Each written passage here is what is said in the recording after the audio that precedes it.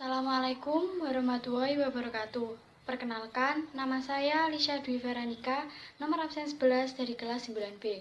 Di sini saya akan menyampaikan materi PKN mengenai Undang-Undang tentang Bela Negara. Undang-Undang tentang Bela Negara. Yang pertama adalah makna bela negara.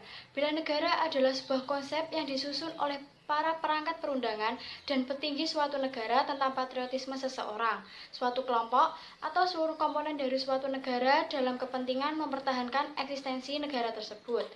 Yang kedua adalah landasan konsep bela negara. Landasan konsep bela negara adalah adanya wajib militer. Subjek dari konsep ini adalah tentara atau perangkat pertahanan negara lainnya. 3. Peraturan perundang-undangan yang mengatur bela negara. Yang pertama, pasal yang membahas masalah pembelaan negara. Yang pertama, pasal 27 ayat 3 Undang-Undang Dasar Negara Republik Indonesia tahun 1945 menjelaskan bahwa setiap warga negara itu memiliki hak dan kewajiban dalam upaya pembelaan negara. Yang kedua adalah pasal 9 ayat 1 UU nomor 3 tahun 2002 tentang pertahanan dan keamanan. Berbunyi, setiap warga negara berhak dan wajib ikut serta dalam upaya bela negara yang diwujudkan dalam penyelenggaraan pertahanan negara. Berikutnya adalah pasal 30 ayat 1 yang berbunyi, tiap-tiap warga negara berhak dan wajib ikut serta dalam usaha pertahanan dan keamanan negara. Dimaksudkan adalah warga negara diharuskan bisa turut serta dalam usaha mempertahankan negara dari gangguan ancaman, baik itu dari luar maupun dalam negeri. Kita bisa mewujudkan hal itu dengan hidup damai, rukun, dan toleransi terhadap bermacam-macam perbedaan di Indonesia. Berikutnya adalah pasal 30 ayat 2 yang berbunyi, usaha pertahanan dan keamanan negara dilaksanakan melalui sistem pertahanan dan keamanan rakyat semesta oleh Tentara Nasional Indonesia dan Kepolisian Republik Indonesia sebagai kekuatan utama dan rakyat sebagai kekuatan pendukung. Dijelaskan bahwa pemerintah mempunyai dua institusi yang bertugas melindungi dan menjaga keamanan negara. Dua institusi tersebut adalah TNI dan Polri sebagai kekuatan utama dan warga negara Indonesia sebagai kekuatan pendukung dengan mengadakan poskamling. Selanjutnya adalah pasal 30 ayat 3 yang berbunyi, Tentara Nasional Indonesia terdiri atas Angkatan Darat, Angkatan Laut, dan Angkatan Udara sebagai alat negara bertugas mempertahankan, melindungi, dan memelihara keutuhan dan kedaulatan negara. Dijelaskan bahwa pertahanan dan keamanan negara dilakukan oleh TNI yang terdiri dari Angkatan Darat, Angkatan Laut, dan Angkatan Udara. Ketiganya berfungsi untuk mempertahankan, melindungi, dan memelihara keutuhan dan kedaulatan negara. Selanjutnya adalah pasal 30 ayat 4 yang berbunyi, Kepolisian Negara Republik Indonesia sebagai alat negara yang menjaga keamanan dan ketertiban masyarakat bertugas melindungi, mengayomi, melayani masyarakat, serta menegakkan hukum. Menjelaskan bahwa Kepolisian Negara Republik Indonesia berfungsi menjaga keamanan dan ketertiban masyarakat dengan bertugas melindungi, mengayomi, melayani masyarakat, serta menegakkan hukum. Yang terakhir adalah pasal 30 ayat 5 yang berbunyi, susunan dan kedudukan Tentara Nasional Indonesia, Kepolisian Republik Indonesia, hubungan kewenangan Tentara Nasional Indonesia dan Kepolisian Republik Indonesia di dalam menjalankan tugasnya, syarat-syarat keikutsertaan warga negara dalam usaha pertahanan dan keamanan negara, serta hal-hal terkait dengan pertahanan dan keamanan diatur dengan undang-undang.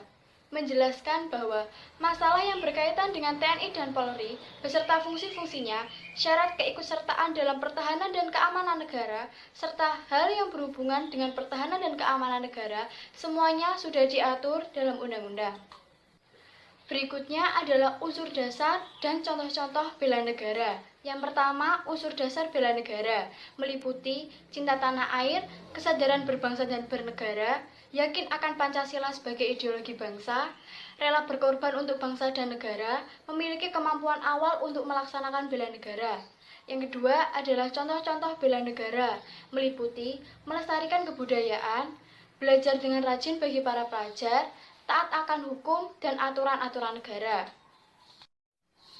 Berikut video pandangan DPR mengenai wajib bela negara yang bersumber dari Jawa Pos. Komisi 1 Dewan Perwakilan Rakyat atau DPR setuju dengan rancangan Menteri Pertahanan Prabowo Subianto yang akan melakukan penjajakan dengan Menteri Pendidikan dalam sistem bela negara. Gagasan Menteri Pertahanan Prabowo Subianto yang mendorong generasi muda wajib mengikuti program bela negara mendapat respon positif dari kalangan parlemen. Anggota Komisi 1 DPR fraksi PD Perjuangan, Effendi Simbolon, setuju dengan gagasan tersebut. Menurut Effendi, dengan program bela negara diyakini dapat menangkal deradikalisasi.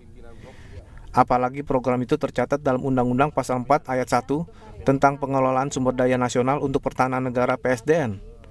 Undang-undang itu menginginkan masyarakat ikut wajib bela negara. Ya, itu soal deradikalisasi, yaitu salah satu tupoksinya Kemhan kan seperti itu. Ya silahkan aja, tapi kan pertahanan yang dimaksud ini kan pertahanan semesta ini kan salah satunya memanfaatkan PSDN itu, pengelolaan sumber daya nasional untuk pertahanan negara itu salah satunya unsur komponen pendukung itu kan adanya kan di adik-adik kita di pelajar-pelajar. Nah itu nanti yang akan di train lah gitu ya, agar mereka menjadi tenaga yang siap bela negara secara aktif gitu, tidak kemudian secara pasif. Jadi itulah hakikat Undang-Undang PSDN yang baru saja lahir di periode yang lalu itu. Menurut Effendi, dengan program bela negara diyakini dapat menangkal deradikalisasi.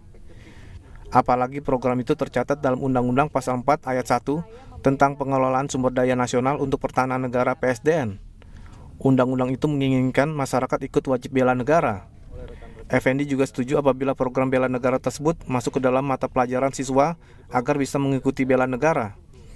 Menurutnya, hal itu sudah sewajibnya dilakukan masyarakat untuk membantu TNI dalam menjaga pertahanan negara. Boy Mardo, Robi Kusuma, Jawa Pos TV. Sekian materi yang dapat saya sampaikan, kurang lebihnya mohon maaf, terima kasih. Wassalamualaikum warahmatullahi wabarakatuh. Jika kalian ingin bertanya, silahkan tinggalkan pertanyaan di kolom komentar dan jangan lupa untuk like.